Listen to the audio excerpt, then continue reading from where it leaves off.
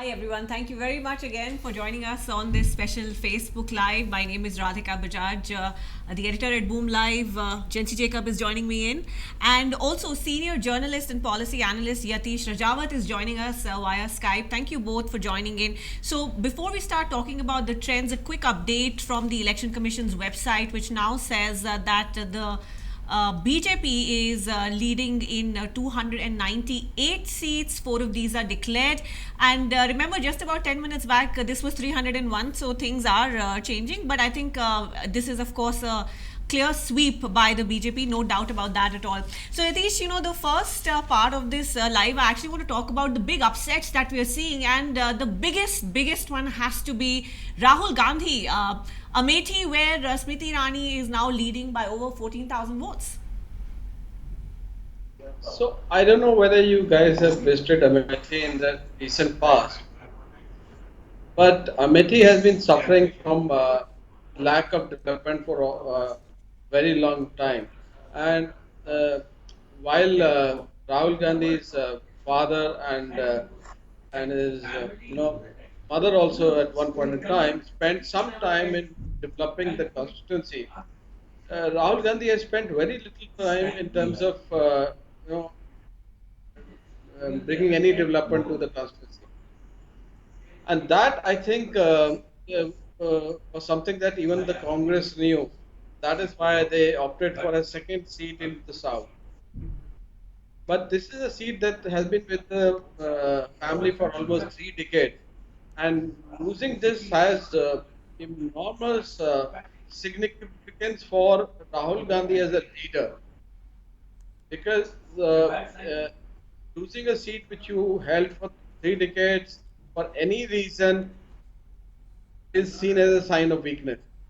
Yes, absolutely. And Jensi, what I found interesting was that Priyanka Gandhi Vadra campaigned extensively Yeah. on behalf of her brother, but clearly that has not worked. That has not worked, and it looks like there was some amount of anticipation of this result on the part of the Congress, which is why whatever reasons they might have given, saying that they want to galvanize the South, and by that reason actually fighting from a second seat in Wayanad, it was very clear from the start that they were anticipating some a result like this, which is why when you see that despite the fact that Smriti Irani lost in 2014, she has been at it. If there's anything that probably one should appreciate here is the fact that despite losing the seat last time, she kept on visiting the place over the last 5 years.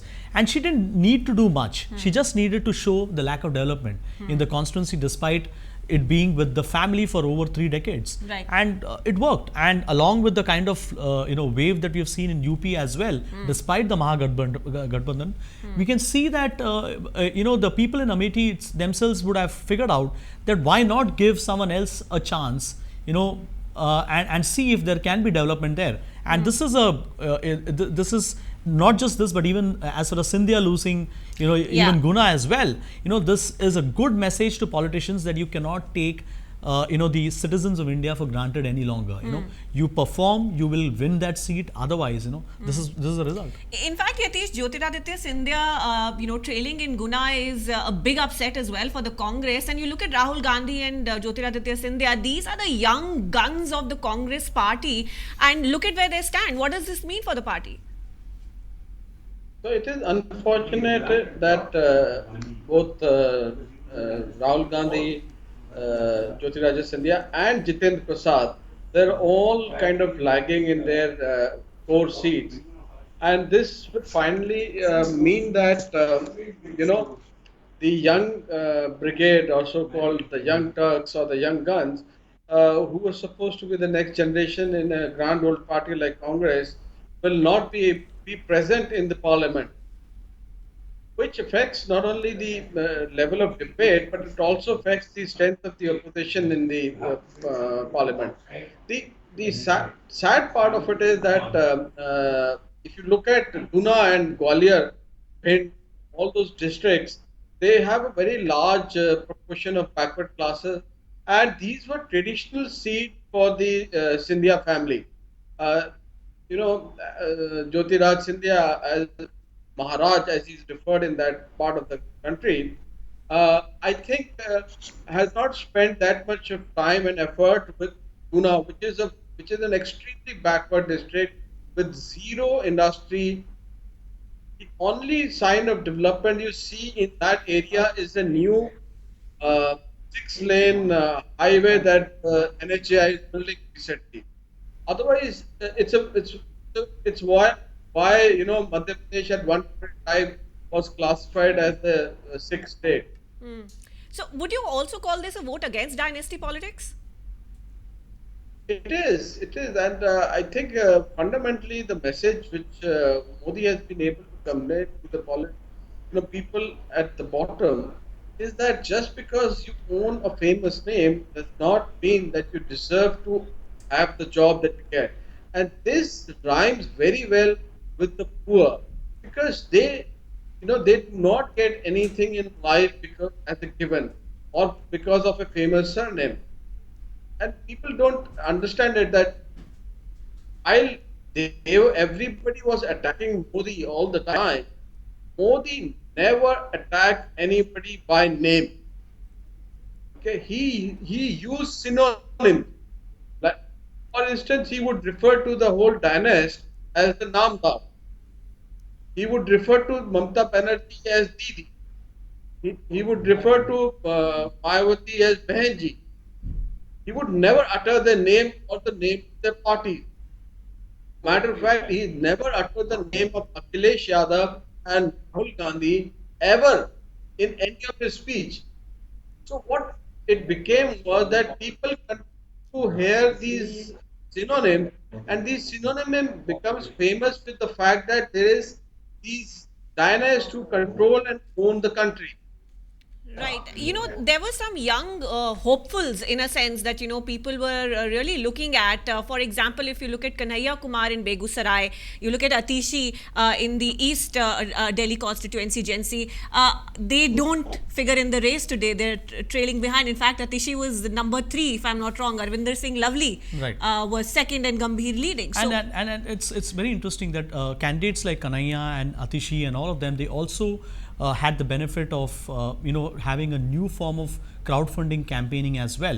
Where they actually raise money through online crowdfunding campaigns, and it in a lot of criticism was there that are they far removed from the actual ground realities of the hard nosed politics that probably they were not exposed to. Now, while yes, Kanhaiya did have some form of university experience as far as politics was concerned, and Atishi was also, probably in some form of politics over the last 4 to 5 years. But yes, was that enough to actually capture the imagination of their electorate? Now, that criticism has often come against Kanhaiya as well. That when you actually go out there and fight against the very well established names, is just being a good orator and the fact that you managed to capture the imagination of the urban voters, will that be enough to actually go out and fight there? And this election has proved that that is not enough. yeah, Yatish, would you like to add to that? Because, with candidates like Atishi and Begusarai, like I said, hopes were high. They were seen as very strong contenders, but they're trailing by massive margins. Two different case studies, and the trend in both of them are not the same. So Kanhaiya is completely a creation of Delhi media. Okay, he's not somebody who's known in Begusarai. Okay, he stood on a communist ticket, left party ticket, Right. which has always polled more than 30 to 43% vote in Begusarai. Actually, this is the only seat which left has managed to win every time. If not win, they've always managed to retain their vote share. Now, see, this is the challenge. While where do you think the crowdfunding for Kanhaiya Kumar came? It did not come from Begusarai. It came from the educated, postgraduate JNU left crowd, which was in the metros. So he did not collect money from the people who will vote for them. So therefore, this is one of the ways that we have not, which the elite, Delhi elite, and the media elite has failed to understand the way that why has this happened. This now Atishi's case is different. Atishi is a regular hard worker. stood in a constituency which is largely urban. She had enormous media support. She was standing against a new captain who's more known for his celebrity status. I'm talking to Gautam Gambhir and Arvind Singh Love, who actually I think has eaten much more into Atishi's voter base than Gautam Gambhir. So we must understand that Atishi is not lost because of her inability. She has lost because of the fact that her party refused to come to an arrangement with Congress and present a candidate who would win. Both Congress and Aam Aadmi Party's vote base is now the same. And if they don't fight together, they will lose together. Right, that's an interesting point you brought up, Yatish. From candidates, I want to move on to states where BJP has not just kicked its foot in the door, it's actually made good inroads. And West Bengal has to be the biggest example there. 2 seats in 2014, and we're looking at BJP leading in 19 seats. So West Bengal would be quite a victory for the BJP, especially given how bitter the battle between TMC and BJP has been there. So, if you remember West Bengal and the way it was targeted, BJP basically had set a target of Mission 22. That means out of the 42 seats, they had targeted that they will win a minimum of 22 seats. And they have been investing in West Bengal for the last 4 years. It was kind of a laboratory experiment for BJP, and BJP saw successive wins, particularly in the municipality and the panchayat elections before this. So now, if you look at the vote share, okay, the maximum drop in the vote share is for the left parties. So their vote share is almost gone from something like 20 odd percent to 6%. Okay, and who has emerged as the second largest party in terms of vote share in West Bengal? It's BJP. Right. And the reason it has emerged as the second largest party is, multiple things which has happened. One is that BJP has been able to create a cadre in West Bengal. Second, it has spent enormous time and money in building up its base there. Third, the whole approach in terms of consolidating the Hindu vote has worked in favor of BJP. So the current trend shows that they will win around 15 to 16 seats, which I think is a huge plus for BJP. Absolutely. And another state, Gen Z, where BJP has scored more than expectations perhaps would be Odisha. Yes. So 1 seat in 2014 and they're ahead in 5 seats as of now. Yes, and that explains why probably even just before the elections, when they were constantly mentioning about the fact that Naveen Patnaik has become old, and that really interesting video where he's exercising just to actually give confidence to the voters that no, he's still active and is out there. Though they have managed to retain the state, but it also shows the focus that they have looked at the state, and this shows that there is an interesting strategy that BJP adopted. They did fear that in UP, because of the alliance that was being built, they will have to look at new states, which is why they have done a great outreach as far as West Bengal is concerned, Odisha is concerned, Karnataka.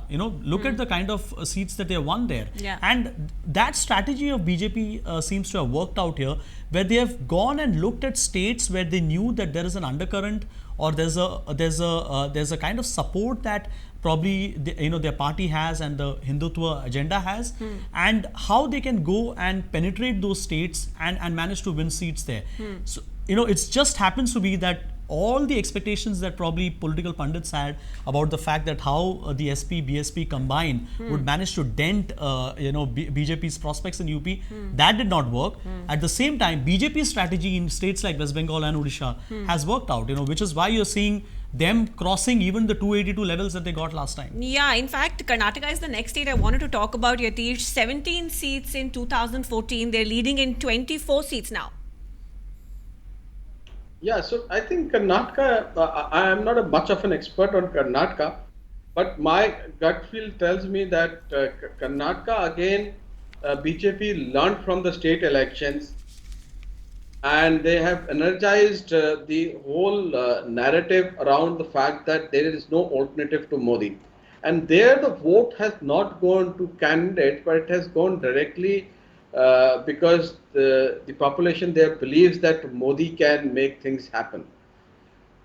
You know, I want to now move I on and actually talk about how people voted in assembly elections in 2018, and then, the same states almost giving landslide wins to the BJP now in this general election. So, if you look at Rajasthan, Chhattisgarh, Madhya Pradesh, we saw the BJP losing those states where it came to the assembly elections, but big numbers again when it comes to this election, Yatish. So you must understand these three states much closely. If you see Madhya Pradesh, BJP actually got a larger vote share in 2018 assembly election than Congress. Okay, it was marginal. I think it was around 0.3 or 0.4%, but their seat share fell. Okay, in Chhattisgarh, their both vote share and seat share fell. In Rajasthan, again, the difference between the vote share and the seat share, the vote share between Congress and BJP was very marginal. I think it was around 0.1%. So, effectively, what happened here in these three states were local dynamics and anti-incumbency. So, which worked against both Shivraj Singh Chauhan's government and Raman Singh government. In case of Rajasthan, it was a different trend wherein there was the synchronicity between BJP and RSS was lost due to the leadership of Vasundhara Raje. So therefore, they could not manage the booths as well as they have traditionally done in Rajasthan. So there the loss is different. But again, if you see in these three seats, why are they going back to the same number, which was almost 95% as in 2014? And you must understand that their vote share has gone up dramatically higher. Their vote share in Madhya Pradesh, I was looking at the number, has gone up almost by 9.5%. Now, this is unimaginable in any election because typically, you win a seat in bilateral or trilateral constant with as much as 3 to 6% swing. But if you are able to increase your vote share, which was already high, which was on an average between 3 to 20% in Madhya Pradesh, because if last time in 2014, candidate there won by margins of 2 lakh, 3 lakh. This time they're expected to win with an even higher margin. So this, and in Chhattisgarh, where all the candidates were replaced, okay, all the sitting MPs were replaced. That means the population faced candidates who were not even known. They're all first time MPs or first time Lok Sabha candidates from BJP side. And that decision was taken primarily by the state party because they realized that their loss in the assembly should not be repeated in Lok Sabha. Right. So again, they're out of I think the 11 seats, they are leading in 9 or 10 of them. Yes. So people, I think, in these states have not voted for candidates. They have fundamentally voted for Modi, Yes, and this is one of the biggest failure that the opposition is not willing to accept. That I'll give you an example of this. Mayawati. Do you know that uh, Bahujan Samaj Party did not even have a manifesto? They refuse to come out with a manifesto and they have never come out with a manifesto in any of their election saying that people don't vote for us according to what we promised. They vote for us because they belong to our caste. Now, this election, it has been proven that it does not work everywhere. That you need to tell the voters why do you need to vote for me. Similarly, Samajwadi Party, did not spend any time and effort in actually telling their voters why should they vote for them. The only reason they kept harping and kept saying was that they should not vote for Modi. Right. So it Since we're was talking this. about Uttar Pradesh, do you think the Mahagathbandhan has actually managed to do what it set out to do? Do you think BJP has suffered any impact at all in Uttar Pradesh? So I believe that the Mahagathbandhan fundamentally is not a Mahagathbandhan because there were supposed to be three parties in the Mahagathbandhan, okay, which was Congress, Samajwadi Party, and BSP. Okay, now Congress, as you know, fielded its own candidates in UP and in West Bengal and in Odisha. So it was not a Mahagathbandhan; it was a Gathbandhan between two parties. Now, their expectations was that they would be able to transfer their votes between each other, and that's how they divided the seat between the two. But if you see that Congress has taken a fairly large vote share, which would have typically gone to Samajwadi Party. And I was looking at some of the vote share data which has come in. It shows that in constituencies which were largely either SC/ST reserved or which were Muslim dominated, uh, Congress vote share has increased. But that does not mean that the Congress candidate is winning.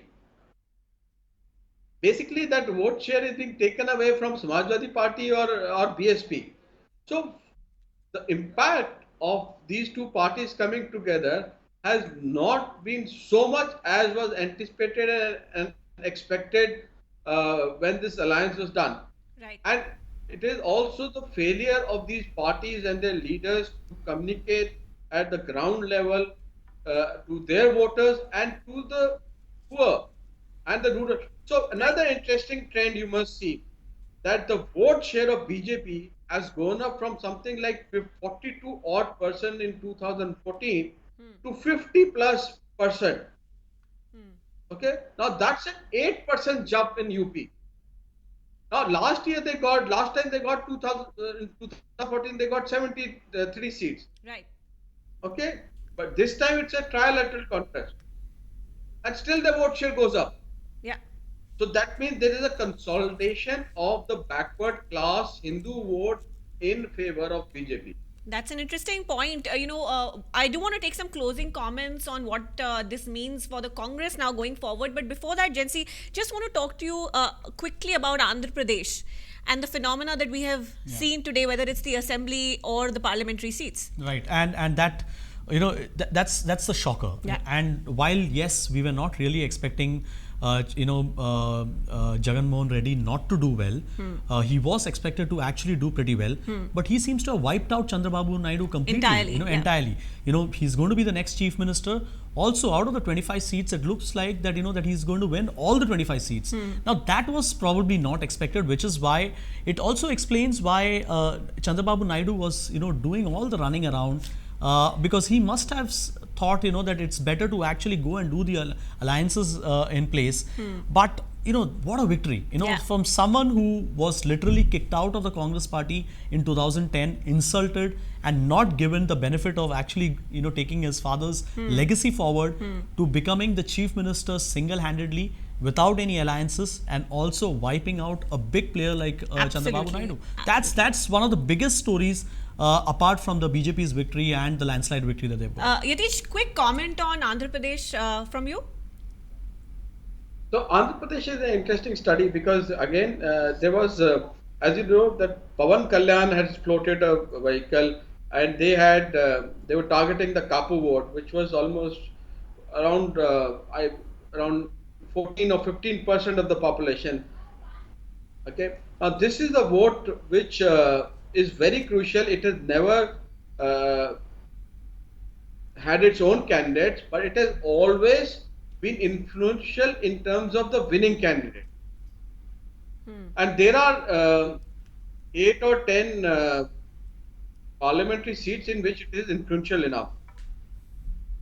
So one second trend which is clear is that the effort that Jagan Reddy has been making for the last 4 years in terms of his padyatras, in terms of his outreach programs, has succeeded, and his victory is also a realization of this fact that Chandrababu Naidu has lost his control over the zeitgeist or the people's pulse. And I think Chandrababu Naidu realized it immediately after the assembly elections are over. I think it was the third or fourth phase, and he made that statement that he raised that bogey of the EVMs, and so I think this is a crucial election in terms of a rise of a new political leader from the state, and this fundamentally changes the dynamics in the south to a large extent. BJP has also made for the first Right. time inroad to Telangana, so that's a new thing. Right. So, just quick closing comments now from both of you. Jency, what does this mean for the Congress? From 44 seats, very little gain, about 50 odd seats right Yes, now. and if you discount the fact that they actually won, they're going to win about 19 seats in Kerala. This is the only state where the lotus probably is not going to bloom at all, at Yeah. least this election. Probably they'll have to wait for one more election. And BJP did try to actually put in a valiant fight there, but the left has been completely decimated. It's a big, face loser for as far Most as left bastions are gone, Yes, actually. and CPM is just about going to manage to win one seat. So for even the 50-55 odd seats that the Congress is going to win, if Congress wouldn't have done well in Kerala, they would have actually gone below the 44 level mark. Yeah. If done worse than what they would have done, what they did in 2014. So as far as Congress is concerned, a lot of introspection is required. A lot of people are asking whether Rahul Gandhi will resign. Now that's something Big that we need to question. wait and see. Yeah. Whether he's going to actually make way for his sister, but who knows. Yeah. So actually, besides Kerala, it's only Punjab and Tamil Nadu where Congress has seen some play. Yatish, your last words as we wrap up. What about the Congress from here? So I don't know whether the Congress actually realizes the problem that exists before this party. But one thing is for sure that if you look at the total number of seats that they're going to get, that they are not going to be uh, bigger than any other regional party. So I don't know whether they are going among the opposition party also they will be the biggest party.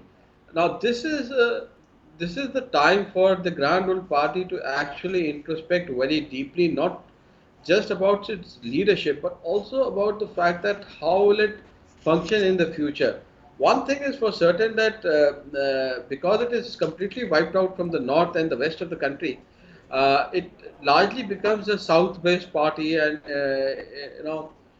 it will survive or succeed only there. Right. Thank you so much for joining in with those insights. Of course, Congress has lost face with also their president now losing Amethi, it looks like. So, like Jency pointed out, a lot of introspection once again. And thank you, Yatish, very, very much for joining in. And Jency, thank you as well. We, of course, will see you again in an hour's time. Actually, not an hour. We'll see you at 5 o'clock where we assess the trends that are coming in. As of now, the Election Commission's website tells us that it's 300 as far as the BJP is concerned. Those are the leads. Guys, thank you very much for tuning in.